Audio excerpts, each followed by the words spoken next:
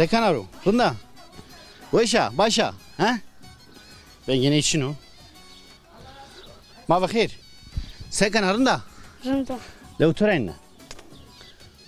Nami toçko. Sedat. Sedat ne müzik itiyor? Ha? Müzik itiyor ne ala beta. Tik beta ro. Nam di çko? Mesut. Tik bir nahete mi? Mesut senin ha başarında. Rında. Zon ne için o?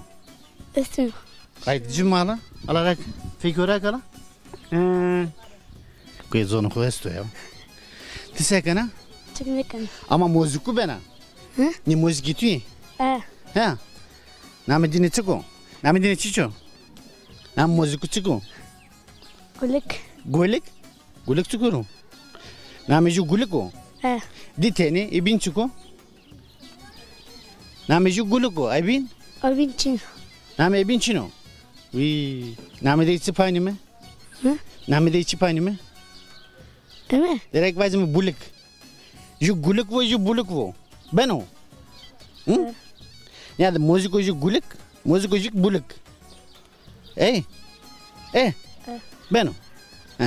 Tu sonra okul. Sonra okul. Sonra okul, sonra mektep. Sonra kaçıncı sınıfı? 2. Öyle karda.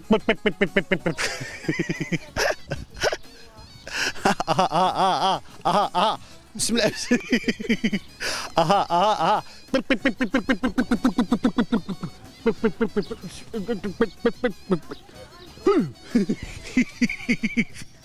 Sekarang welang karda. Welang kani. Vojeni.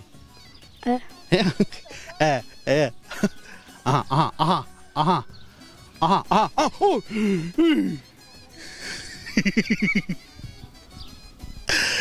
Nikanda kanya welang karda vatani welang wese smadam vani.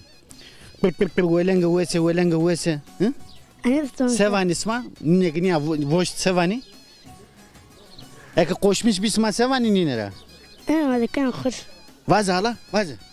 Sevana, çüzdür bana. Sevana, duvar sevan. Hadi kan khur. Komehur? Komehur çıkıyor. Ne sonra kaçıncı sınıfı? 2. 2'ye. Ders torun di. Piyörün di. Zayıf es da Çin'a. Çin'a. Birinci sınıfedeki zayıf Çin'eviye. He. Daha daran kaydı o. Katır beton. Tamam. Mesut. Hadi bir otur anne bir. Cük ne hata? Hadi bakalım. Estadi şimdi. Sıma ne hati biri? Estadi şimdi.